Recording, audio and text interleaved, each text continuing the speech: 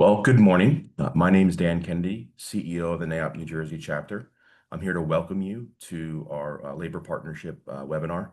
We've got some great guest speakers today that are not just speakers, but members and friends and family of NAIOP. We work together with our partners in labor on many critical public policy issues.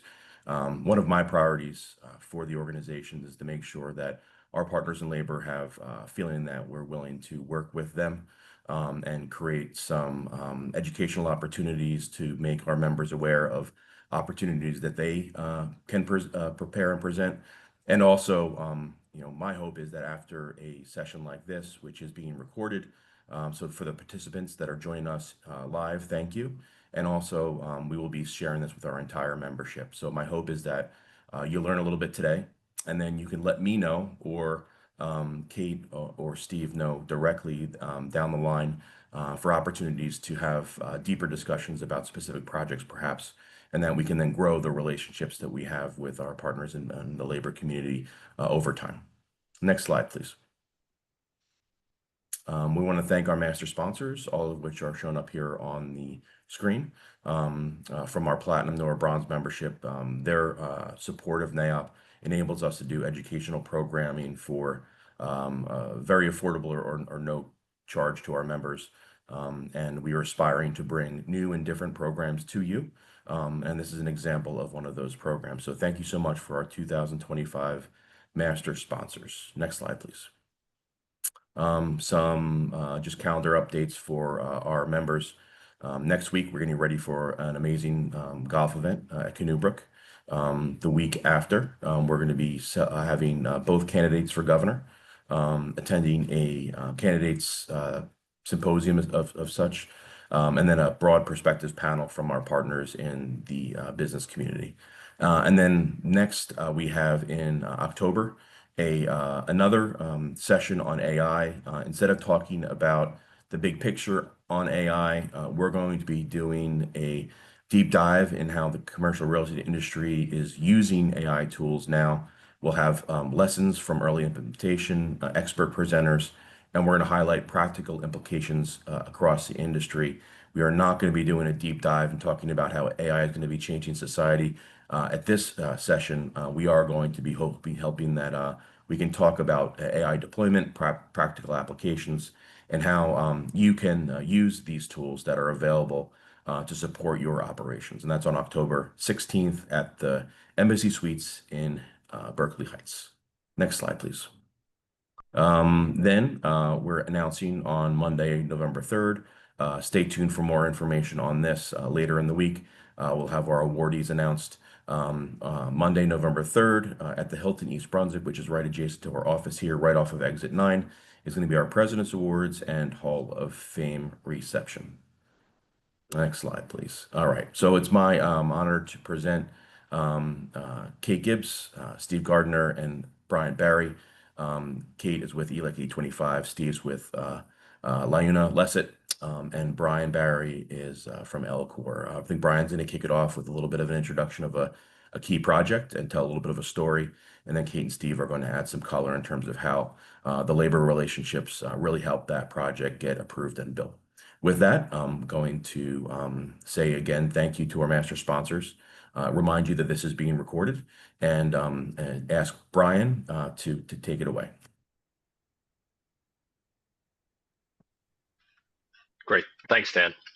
And before I jump in, Kate and Steve, do you guys want to just introduce yourselves, and then I'll kind of kick it off from there? You want to go first, Kate? Sure. Well, thank you so much, Brian and Steve and Dan, for helping us put together this opportunity. And thank you to all of you who are watching.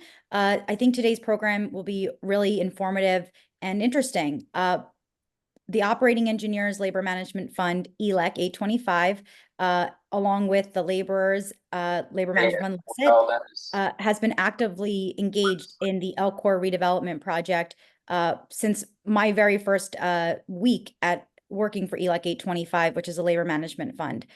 So I'm so excited to be here to talk about this. And it's been about 12, 13 years that we've been involved. So I think we're going to tell you a really compelling story.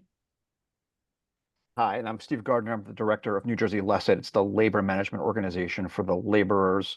And really what that means, and for Kate too, is half my board is made up of our signatory contractors, and half my board is made up of members of the Laborers International Union of North America. And for Kate, it's the operating engineers, 825, right? And really we represent the labor management community in the development of projects, right? We work with developers like yourselves and certainly like Brian Barry at LCOR to help get projects to the finish line. And really what it is it allows us to become partners in a more meaningful environment, right? Where our members get to go to work, our contractors get to employ our members, and the developers get to build projects in New Jersey. And I think Brian has a compelling story and how all that came together in his project.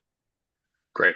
Thanks, guys. And I think Kate and Steve were key components of and partners in that process and the story we're about to tell. So I'm going to try to give a crash course on 20 years of history in a couple minutes, and then let the conversation sort of flow from there. But for some context, right? So I'm responsible for LCOR's development platform in New Jersey as well as Boston.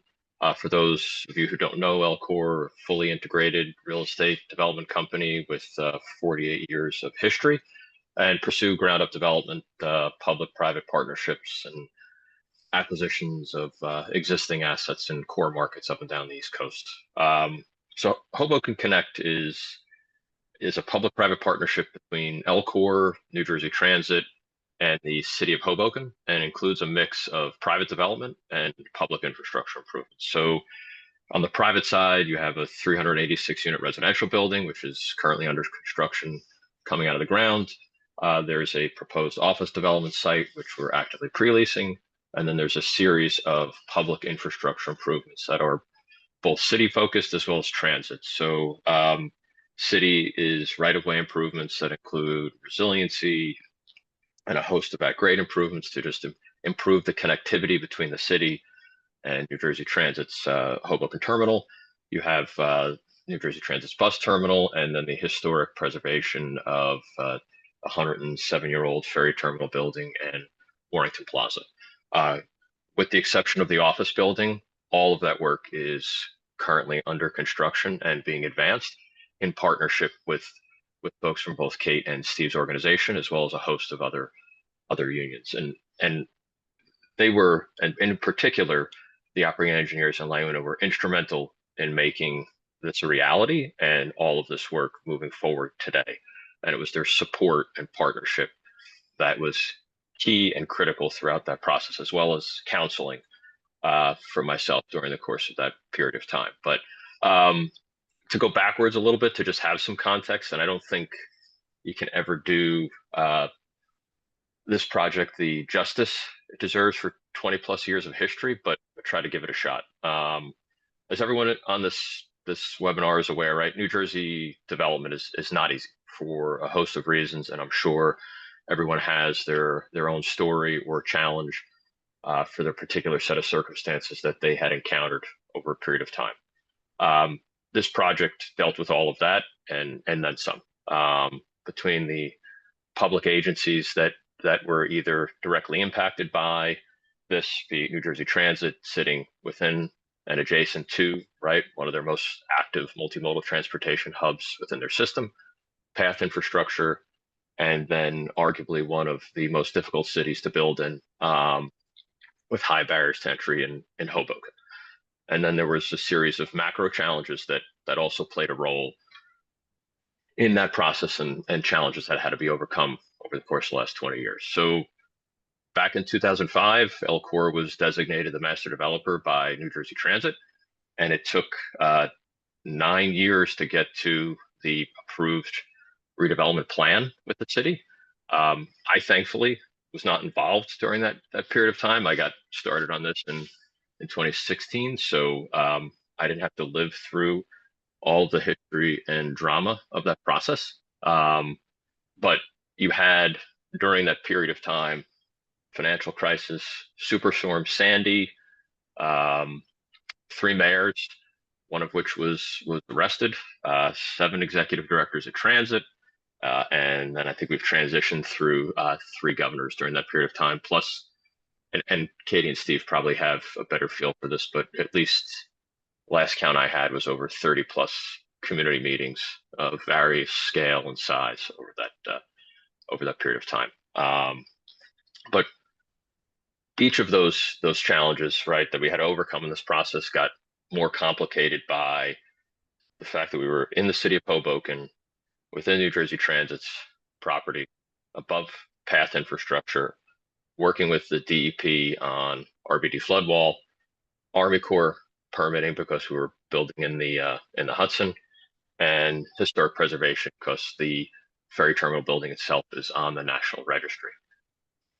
All of that took patience, commitment, and collaboration, right? And all of this sort of found solid footing when there was consistency in leadership at Transit and the city and the governor.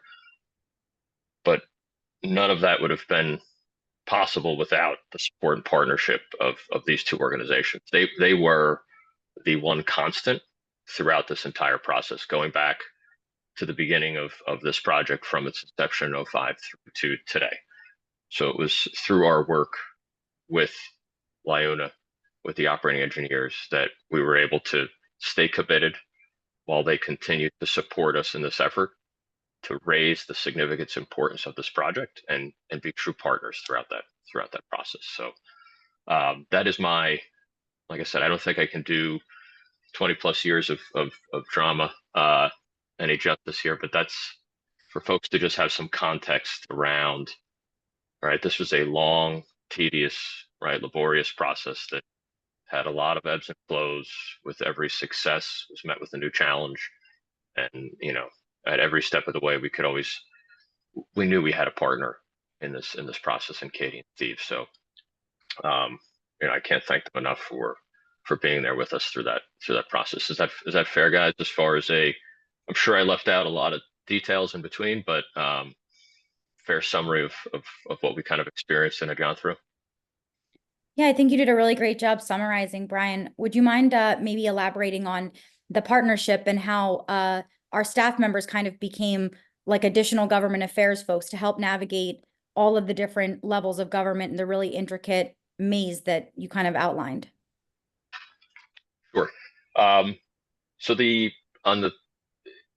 at the local level with the city of Hoboken, there was a lot of call to action in engaging with council members in that process and ensuring that everyone understood the significance of the project, not only from the fact that we're transforming a gateway to the city and state, but also the economic benefit that locally they were going to receive in this process, the infrastructure improvements that they would realize through this work, and the fact that, right, members living in Hudson County, living in Hoboken, would be put to work in that process. There was a lot of, you know, day-to-day work that we had done on that front.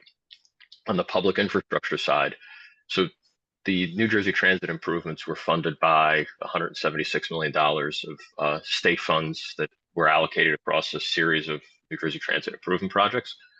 That became a reality through the governor's office and the work that both Katie and Steve's organizations had done to support the importance of realizing this much needed and critical investment, not only for New Jersey Transit, but for the state more broadly. I glossed over the DEP flood wall, but that probably took up 3 years of our lives. For those of you who are familiar, right, so post Superstorm Sandy, there was a rebuild by design process where there were awards granted to a series of municipalities to realize flood resiliency improvements throughout their respective cities and towns. So Hoboken was granted an award to build a flood wall along its southern edge, separating Jersey City and Hoboken. It was a federal grant, which had a timeline, had a lot of stipulations attached to it, and we spent several years trying to get the wall incorporated into the project, and then trying to get the wall repositioned in order to allow for key components of this development to be realized. So that required coordination with the DEP as well as the governor's office as well. And without that, frankly, that beyond the commitment of public funds, which was critical for transit, that wall itself would have significantly impaired or not made a project viable. In this instance, it was able to preserve that 1,000,000+ square feet of development that we're moving forward on today. But it was through those, to Katie's point, it was through those processes, through that collaboration and the constant, the constant push of on the government affairs side that made all of this get to a point where we were able to come up with a viable development plan and move the project forward. I would just add, Brian, obviously your project is maybe one of the most complex projects we've ever worked on from a planning and sort of process, right? And as difficult as it is to build in New Jersey, your project had unique challenges. The thing I would say is, for folks to understand, is we committed a staffer that obviously wasn't full-time to LCOR, but was certainly involved in, I don't know how many meetings, public meetings, how many private meetings with council members, right? That our engagement, once you committed to building a union and building with our members, our commitment to you was we were going to hold your hand all the way, right? And I feel like, and I hope that you feel like that we did that, right? And that we showed up at every meeting you needed us at every, planning meeting, every zoning meeting, every council meeting where they're going to look at the master plan again for the 13th time and whatever. I mean, like, I feel like, some folks on our team were always in Hoboken, always doing something over a very long period of time.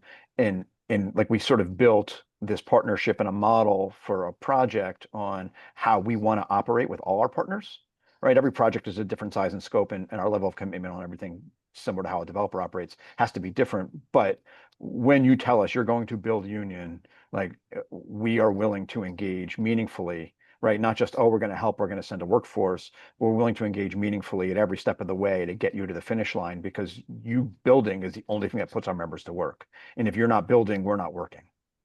Right. No, and 100%, Stephen. I think it was not just the commitment, right, on both our parts, and the time that was spent by folks on your end on the ground, and the same with Katie and herself. It was also the strategic discussions that we would have in this process, right?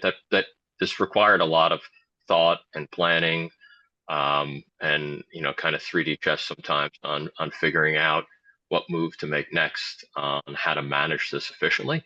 And you guys were key components in having those conversations, thinking through these processes. So it wasn't only the kind of nuts and bolts of engagement, right, in those conversations and being there physically to support the project, but it was also those strategic discussions that we were having about how do we move this forward? What are the challenges? How do we plan ahead in this process? So it was every aspect of that, right, kind of government affairs piece of the equation, from local level to state level, that it was a great working relationship. And with the significant amount of anti-development sentiment in Hoboken, but now that we're seeing this throughout the state, there are, beyond just the regulatory challenges, there is the challenge of local NIMBYism and anti-development sentiment. And so I think that that's another way that organizations like Steve and mine can be really helpful. As Steve mentioned, labor management funds represent the combined interest of both the labor, meaning the membership of our individual trades, but also the signatory contractors who employ them. And as Steve just said, if things aren't being built, our contractors aren't bidding on work and our members aren't going to work. And so we really look at ourselves as economic development organizations, and focus on growing the pie. If we don't have an environment in which things are being built, people are making investments, improving their facilities, expanding their facilities, locating here, then our members and our contractors don't even get the opportunity to work on amazing projects like yours. And I think that your case study is a really great one to tell everybody on this webinar, that it can be replicated. And we are here to say that we're open to replicating this kind of hand-in-hand relationship. Obviously, not every project is a mega project with the levels of complexity that the Hoboken Rail Yards project represents. But as Steve said, depending on the size and scale, we can put in levels of our own investment of our time and energy and resources into supporting projects like this, navigating whether it's the public relations front, whether it's the local approvals, state and county level, even sometimes working with federal representatives on things. So I just think it's a really good way to to use this as a learning lesson and to open it up to everybody who's watching this webinar to understand that Steve and I are here to say, we are here and want to work with you. We understand that you're business people and money is the bottom line. But there's a lot of savings that can be provided by working with organizations like ours, because projects that otherwise wouldn't be economically viable, we were able to get done. Things that, would have taken even, more years. I mean, it's hard to say that this project was, fast tracked by any means. It took, 20 years, but each one of the different approval milestones that we hit, I believe, were significantly shortened because of the combined influence and the strategic approach that Steve's organization and mine, in working with partnership with you, were able to employ and get things moved along. And time is money. If you're not building, then you're not getting to leasing and bringing that revenue in. Yeah, it was a very balanced, right, approach that you all had employed in this process. And to the point you just made, Kate, I think the challenges that we in the development community see in New Jersey, right, regardless of project, right, this is now, Hoboken's a unique place, but right, whether you're building multifamily apartments or a warehouse or industrial building, there is a sentiment that is moving against the development community more broadly in New Jersey, and the support that organizations like yourselves can play in that process, because the NIMBYism problem is obviously real, and it's a challenge to overcome, and it requires kind of a coordinated effort in order to address the misconceptions and the falsehoods that are associated with, right, what happens as a result of development, not understanding the benefit or the positive impact that comes from that. And the world we live in today is all like it's by Twitter and 30-second sound bites. So it's easy for people to organize, to spin a story and create a false narrative. So that constant message that we were able to develop, right, as you noted, Kate, the importance of economic development, the importance of, right, getting people to work, getting projects started, and the benefit of that, right, was always a focus of. Remember, we created like one pagers, right? And we have a friend who's not on this call today, but he constantly be referring back to the importance of the information that was presented there, right? Between ratables and job creation and infrastructure improvements, and how this was good for the economic engine of New Jersey more broadly. And that narrative, right, we were able to dissect and deliver not only locally, but up at the state level. And you guys played a key part in that consistency of that message and getting that message out in this process. So it was, because it came down to, right, that's what really mattered when you cut through all the noise and the politics of the situation. And that's really, we were able to ground the story in that and overcome those challenges that we were facing early on. So you're right in the significance of maintaining that focus on economic development and job creation. I've worked in the construction industry now for 25 years. And I was doing the math in my head, and I think I have a team here at LIUNA that's probably got 150 years of experience in sort of construction/government affairs, right? And folks that have been involved in some way in the political process, right? Across all, whether it's local, county, state, right? We have an incredible team just with LIUNA. The operating engineers have a similar team, right? Of real experience. And the thing that's changed in my career is 25 years ago, folks wanted to build things, right? Politicians wanted to build things. It was the development community was sort of more welcomed. And what we've seen over the course of my career is if we don't tell a good story about a project, it's really easy to kill. And often we get brought in when it's already too late. Like when the thing has already got the protests and the NIMBYs have shown up and the warehouse is, on a busy street, and it's like, now what can you do? And what I would say and ask, right, is the sooner you get us involved, right, the sooner we can have strategic conversations about the project, the more we can tell a story about the project, right, the better off we'll all be. The other piece that I think we struggle with, and again, looking at my career, is there were certainly projects that I could show up with 25 members at a zoning board meeting and say jobs, jobs, jobs, and everybody would get it and everybody would approve it and we'd all celebrate together. And now we say jobs, jobs, jobs, and nobody cares. Right. And the change is that like it's not about jobs anymore. As much as we want it to be, as much as I want it to be, it's really not about the jobs that we create. It's about all the other things that Kate and Brian have talked about around economic development. How does it benefit the town? What does it do to the rate base? Right? How does it impact traffic? Like go through all the things now and being able to tell the story of how the project's going to benefit the town beyond just creating a couple of jobs, right, is the thing that matters. And our ability to be part of that process to help you shape that, right, and be in those, like to Brian, to your point earlier about the strategy meetings, right? I mean, so much of what we did around the federal funding around Warrington Plaza and the New Jersey Transit, and figuring out all those other pieces to make this project go was all about the strategy, right? It was all about the stuff behind the scenes that nobody will ever see, but it was us being able to talk together and work through the problem, right? And really, at the end of the day, it's about solving problems. And that's what we're here to do, is we're here to solve your problems, right? The value add that we bring is that we have a lot of experience in a lot of different areas.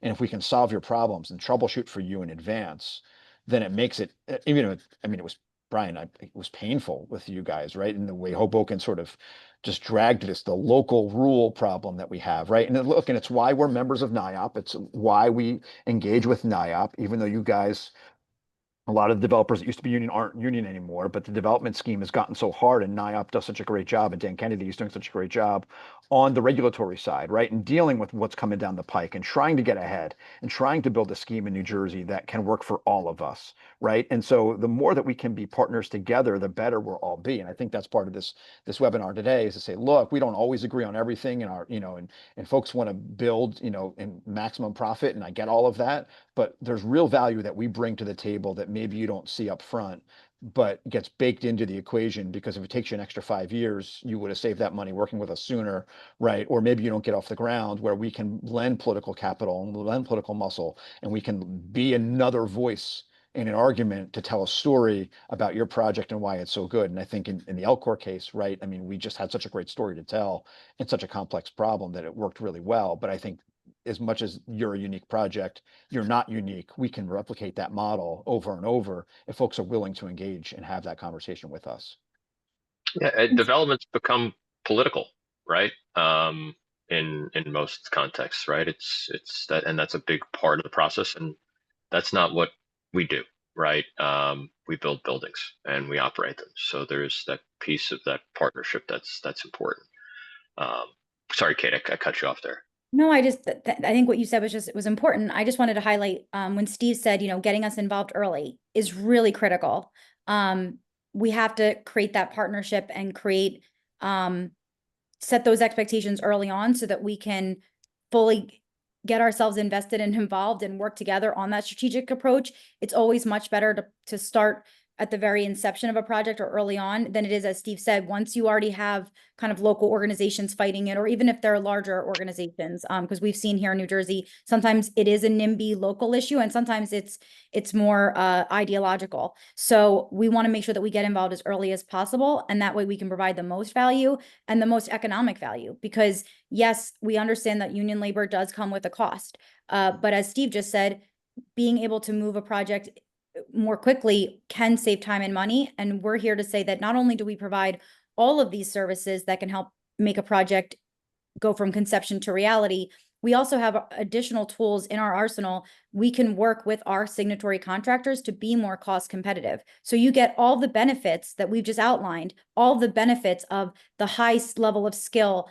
the credentialing, the best workforce you can get, all of those benefits of union labor, but at a much lower, more closely aligned to a non-union price. And so Steve and I, one of those things that we both, and we work on this together a lot, we both have different names for it, but it's we provide grant assistance to our contractors when they're pursuing certain market segments in the private sector in order to help them be more cost competitive. So again, you get the benefits that we've outlined, but without that higher price tag. Look, I would just add, I think what we want to do is, I feel like there's a sentiment about union construction in New Jersey. And I think what the barrier, if we could break one barrier today, it's talk to us, right? Maybe we can't get to yes, but we want to try. And I think that's the piece that like is so hard, is oftentimes folks have preconceived notions about what we look like or who we are. And I can't speak to every trade. I only care about one trade, which is my own, right? We are able to partner with the operating engineers a lot, right? Which is great. But I'm only worried about my trade and my contractors employed. And so sitting at a table and having a conversation, right? Maybe we can find a way to get to yes. Maybe there's a value we bring. Maybe it is whether it's our our target grant or something else, or maybe it's just a value add that our 100+ years of experience in this space bring to you. I think being able to engage in a conversation and being willing to talk and not just look at a wage number and go, oh, I can't make that, right? Oh, it doesn't pencil out, isn't really like, if we keep having that conversation, we're all going to be in the same fight, right? And so I think the thing is, how do we change the entire conversation? How do we turn it on its head and say, how do we work together? How do we get more stuff built? Because we all want to build, right? From the development community to the labor community, we all want to build in New Jersey. We want to build quality projects, right? And so working together is, I think, what this whole webinar is about, is saying, hey, reach out, ask questions. We're willing to do the same. Let's learn about each other. Let's figure out ways to work together, because I think it's the only way we all move forward. And a great thing about our two organizations that I think helps lend itself to being such great partners is that both of our organizations are statewide organizations. So we have contractors and members throughout New Jersey. So this isn't just something that only works in Hoboken or an area like it. From Cape May to the tippy top of Sussex, we have members, we have contractors, and can help in any municipality that your project may be in. So don't want to give the impression that this is only focused on kind of, the urban development and a project of this size and scale. We focus on things from as small of a job as I want to repave a parking lot, all the way up to something as complex as what Brian has talked about today. Yeah, and I think it's a point, Steve, that you noted and Kate, you built on, right, was that the willingness to listen, right, that you both, right, organizations brought to the table to understand the issues, to appreciate the complexity of a project, and to creatively approach it, right? So there's a willingness to listen to the, in today's environment, right, there's capital markets challenges, right? And we sort of started to encounter that, even early in COVID, right, when, and a lot of this was moving forward. So you all were able to understand, right, the importance of right, small decisions or big decisions, depending on where we might have been or what we were dealing with, and the impact of those. So the open-minded approach that you brought to the table on the problem solving and how do we get to the right conclusion for everyone involved isn't how everyone approaches it, but for sure, right, it certainly is how your organizations did and have throughout this process. So not always getting a phone call, right, with someone screaming at me or accusing me of something. They recognize there's two sides to the story. And there's an opportunity to have, right, a kind of constructive conversation in that to get to the right outcome, right? It's not someone has to win or lose, it's that we both can win in this process. And that was evident through every step, for sure. There's another project in Hoboken that we've been working on in a similar vein to yours. And, again, a developer that wanted to build Union, and we've been holding their hand through a real challenge in that the council wanted a certain type of building, and then the mayor wanted a different type of building. And so one wanted tall, one wanted short and squat, and trying to navigate through those challenges. But then in addition, and this is not a thing that we do ordinarily, but is a thing that we can do, is, they had problems in gap financing. They've had problems with their EDA incentive, right? They've had some, on the financial side, had some challenges, and we were able to open the doors to some capital investors. We were able to engage EDA directly around the incentive package, right? Like, we've been able to step into that. It's not a normal course of business that we can do all the time, but certainly in certain circumstances, right? Like, they came to us and said, look, we need to figure out this gap. Who do you have? And through our corporate affairs office in DC, we identified 4 or 5 different, funds that invest in union projects that we were able to get them in touch with, right, to help close the gap and what they needed, right? And so, again, it's figuring out, being able to listen to what a developer needs to figure out how to get them off the ground. Because, again, if this all comes back to one thing, it's just building. And how do I get our members building? So the commitment to us is you'll use us, and our commitment to you is we'll figure out a way to get you built if we can, if it's possible. Right. And I think that's the name of the game here. I'm heard a little bit, Steve, that you're dating someone else in Hoboken, but that's okay.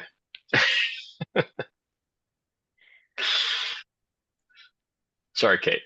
No, another, I think, important part of the project was there were such significant infrastructure improvements included in this. And, I truly believe that a lot of the anti-development sentiment that we're facing today is because development that happened maybe 10, 20 years ago did not have adequate infrastructure either in place or the improvements that were necessary in order to support new projects. And then people ended up having quality of life being affected. And so then people, instead of recognizing it's not the economic development isn't the problem, it's that we didn't build the adequate infrastructure to support that economic development. And so both Steve and my organization, which is unique from the rest of the trades, and there are so many things that our organizations align on, kind of uniquely aside from the other crafts, is that infrastructure work is a huge part of our portfolio.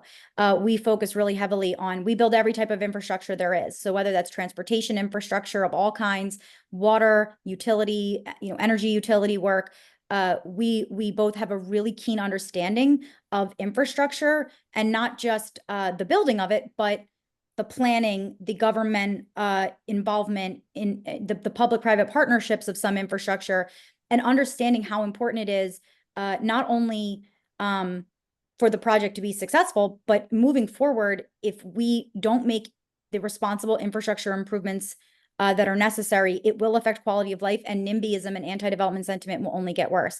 I come from Burlington County and was a local elected official there. And after the Turnpike expansion exit, what was it, 6 to 8? Once that Turnpike expansion opened up, it created the third largest commercial real estate market in the country. Warehousing and logistics centers and commercial space was popping up all over, especially in the northern Burlington County corridor. And we would hear at our weekly meetings that Route 130 and the county road intersections with Route 130 really made quality of life an issue there. And these municipalities were municipalities in the early 2000s that were begging for jobs, were begging for ratables and economic development. And then they got it. They got the ratables and the jobs that they were looking for. However, Route 130 was never improved. Route 130 has been on the state transportation improvement priority list since before I was born. It has not been significantly improved. And so we put hundreds of thousands, if not millions of square feet of new development without doing any improvements to something that was already broken. And so that has only created more and more bad feelings among local residents. We can do both. It can be done responsibly. And I think that this project, being a multimodal transportation project with resiliency infrastructure, water infrastructure, being able to make sure that infrastructure is an important part of redevelopment projects is something that both my organization and LIUNA really understand uniquely, because this work is our bread and butter. It's what we do. Yeah, and it was I would argue, right, that was a game changer in what we're advancing today, right? So this, in isolation, we would have had 2 private development sites, right, and otherwise sitting adjacent to a city right-of-way that largely has been allowed to deteriorate, as well as key New Jersey Transit assets, right, that sit at the epicenter of this significant multimodal transportation hub, right, that I think it's the only transportation hub with direct connectivity to Manhattan through 5 modes of transportation in interior parts of New Jersey within the system. So it moves, right, 50,000+ people a day. And the work that we had done was recognize, it was raising the awareness of the importance of this historically significant structure, right? So it's a ferry terminal building that has been largely unused since 1907. And through coordination with Kate and Steve and New Jersey Transit, we're able to work to secure the funds to not only historically preserve it, but activate it in a way that gives New Jersey Transit an opportunity to generate non-fare box revenue.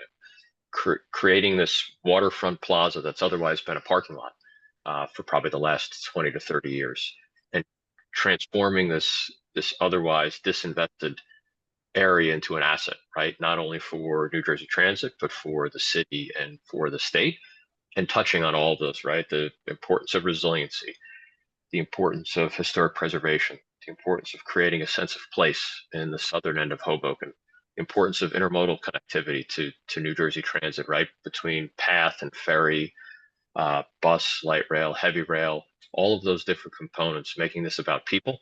And that was a big part of this project being realized and the work that we had done. And now we're in the execution phase. And to Kate's point, it's this, they're doing the approval process was complicated. And I always said that was the easy part. The actual execution of this, right? It's part terra firma, part waterside, right? So in the Hudson, with all these people moving through, so you still need to maintain the access to, right, this heavily utilized transportation hub, balancing all of that, right? So getting the right contractor in place and ensuring that the right subs through these organizations are able to do the work, the efficiency that they need to do it, and the quality of work that needs to be done. And it's pretty wild to stand there and watch what this once was and what it's becoming and how much of it's currently moving. So it's an impressive undertaking. But that $176 million that New Jersey Transit was awarded, along with a number of other stations, this was the work that we had done collaboratively was instrumental in securing that funding, not only for here, but for or Penn Station, for Camden and other locations throughout the state. You know, I like to joke that New Jersey it's either environmentally sensitive land or it's densely populated, right? And this comes up in the context a lot around pipelines and when we're trying to site pipelines. And the problem with siting pipelines is that engineers get in a room and they draw lines and they don't really look at where they draw the lines and they don't really care, right? But the reality is that New Jersey is either densely populated or environmentally sensitive, and that's not changing anytime soon. And as folks look to develop, whether it's warehousing, whether it's commercial space, whatever space, right, you are building in one of those two environments at all times. And when you're building above ground as opposed to underground, you're now layering in, as Kate mentioned, traffic, right? Traffic is the single largest driver. LIONA headquarters used to be at Interchange Plaza right at 8A. It was a matrix development when we first moved in. And there's two buildings there. There's 101 and 104 Interchange Plaza. And it was a burgeoning area, right? It's right outside Cranberry. And it looked like it was going to become an office area, right? And there was some buildings that lay dormant that were sort of built for some pharmaceutical uses that never got put to fruition. And by the time we left that building in 2020, it was all warehousing around us, right? There was these two little office buildings and everything else had become a warehouse. And the intersection for folks who know, right at 8A, and I think it's Route 32, I think is the route right there, the one that runs to Fours Gate, was not built for trucks by any stretch of the imagination. And the traffic there is incredibly bad, right? And so as we all think about the future, right, thinking about how we build together and how we improve infrastructure along the way, right? It's why Kate and I work so hard on the Transportation Trust Fund renewal, right? Because for all of us in New Jersey, transportation infrastructure is the single largest driver of our economy. And if it doesn't work, folks will move.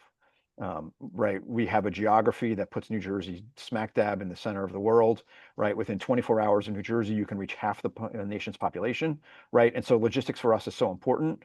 But if we don't have a world-class infrastructure system to go with it, right, we won't be able to maintain what we want to maintain here. So as all of you developers think about how you're going to build and where you're going to build, right, a piece of the puzzle always has to be infrastructure, right? Because we've got to figure out the traffic piece.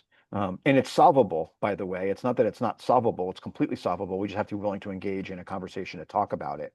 And I think, like Brian, you guys really sort of being creative in how you thought about your site and all the different ways you can interact with your site and the benefits the public gets from your willingness to be a participant in that, right? And not just say, well, here's my million square feet that we're going to build and see you later and thanks a lot. And we're going to get our development, but being able to engage the Hoboken community in a meaningful way. Right. And then not just putting your own capital at risk, but working with us to figure out how to get other resources in. Right. And so it wasn't just you guys putting your money in, but becoming a pie that you're a part of, but you're not the whole pie was so important to your project and the benefits that you brought. Right. And I think if we can begin to think about projects that way in a more holistic approach, right, there's a labor component, there's a development component, there's an infrastructure component, there's all these components. And if we can start to think holistically about that, we all benefit in that scheme. It's so true. The benefit, right? It's between transit now having right? Another, 386 plus more riders on a daily basis, or the infrastructure hub there more broadly. But the importance of benefit those infrastructure improvements will have for not only this building's residents, but the area more broadly, was a key consideration in this process and the discussion, right? As we continue to move forward. So there's a mutual benefit that exists in those instances, Steve, as you noted, between the private development and those public infrastructure improvements. So, and traffic is, you're right, it is always it is where my first community meeting that we had with the city I was 200 plus people.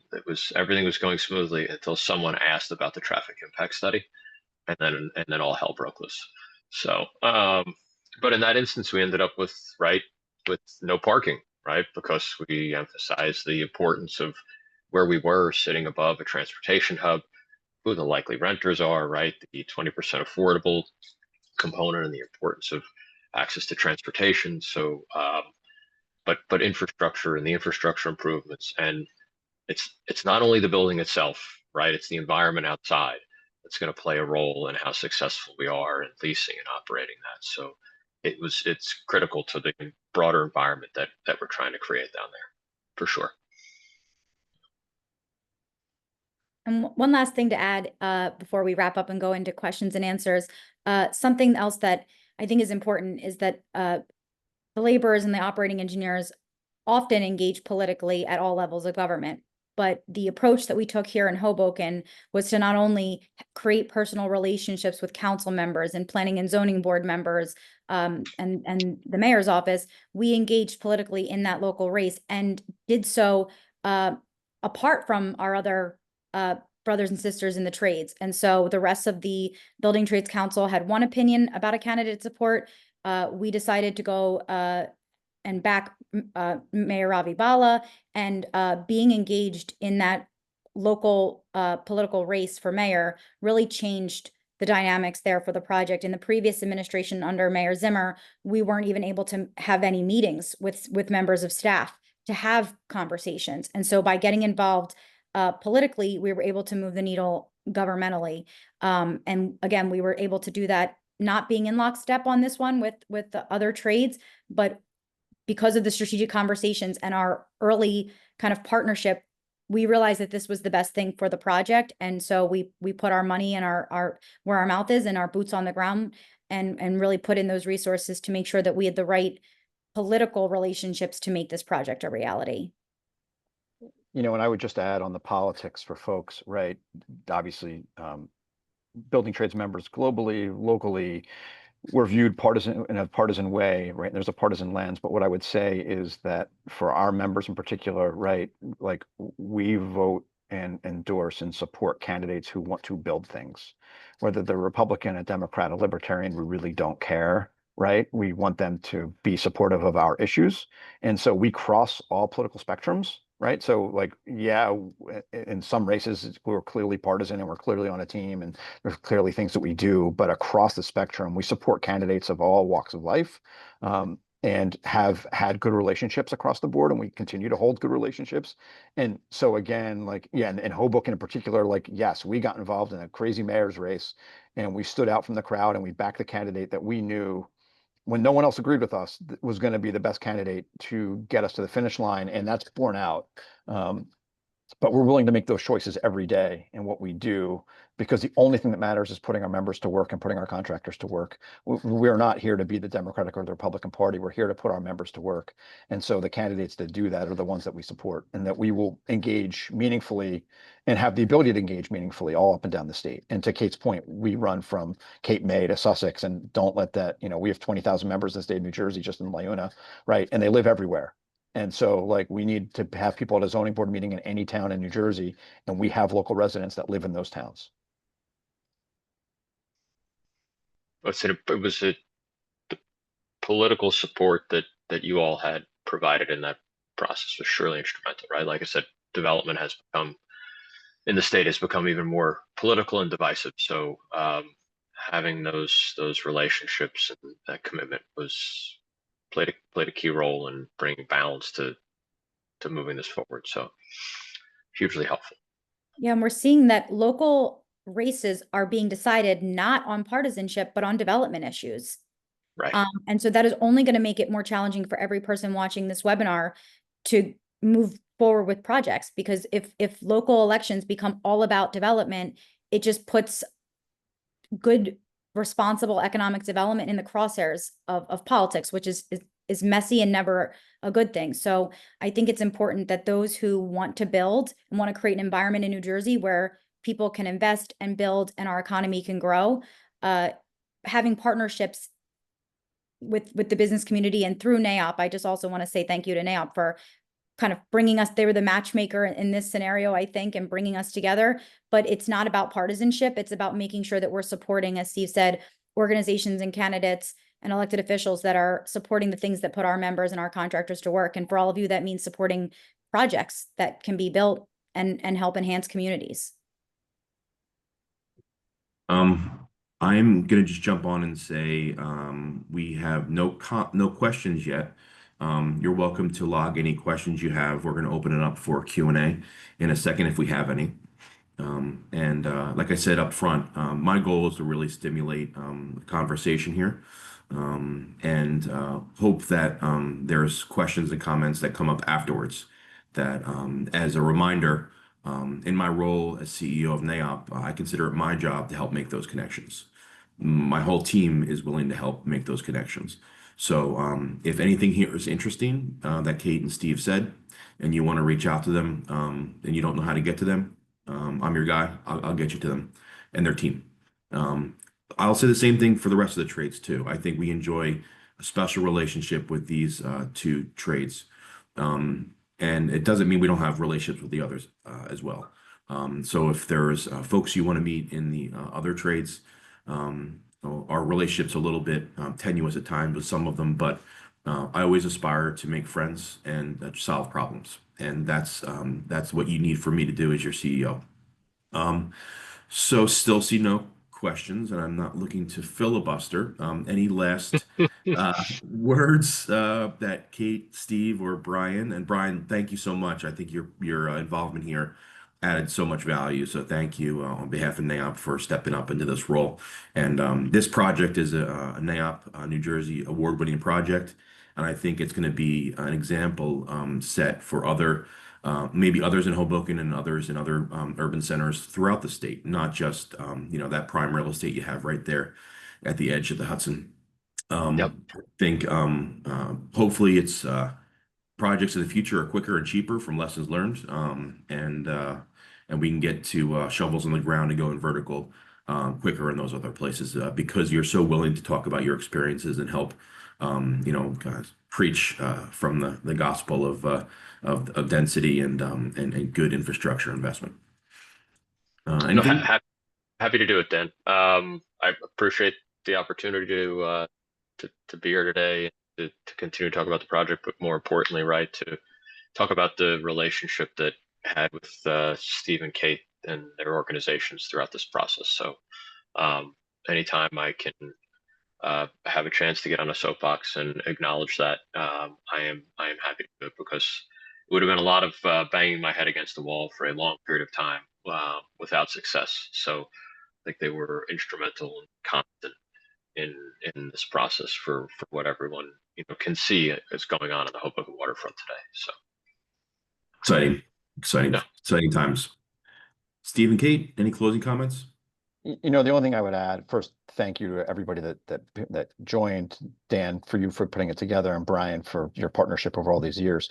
The one thing I would add, right, is just for folks to know is that, I got a new vice president a couple of years ago, and when we told him about LCOR, he sort of groaned because LCOR has not always been a union developer, right, and has not always built union. And so our ability to have a partnership and work together, right, on a project of this significance, right, is really meaningful. One, you don't always have to be union, right, to get our help. You just have to be committed on your project, right? And I would just say for LCOR and Brian, right, like I think they've come a long way, and I think really it's a strong partnership, but they haven't always been union, and they may not be union in the future, right? And it doesn't impact our ability to work with them now.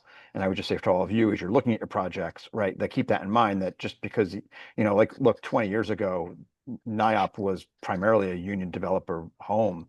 You've become less so over the years, but it doesn't mean we don't want to work with you. It's not why, and it's why we work with Dan Kennedy and Trenton on regulations. It's why we continue to remain members, right? It's every day is a new day to start a new partnership, and that's all we're asking for.